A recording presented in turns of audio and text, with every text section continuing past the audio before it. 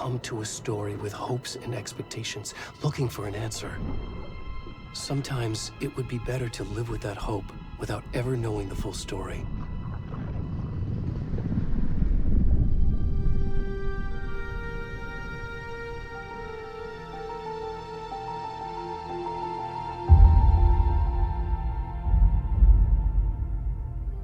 In a horror story, there are only victims and monsters. And the trick is not to end up as either.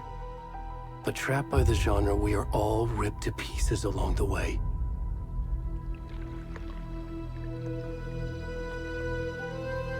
This is not the story I hoped it would be. This is not the ending I wanted.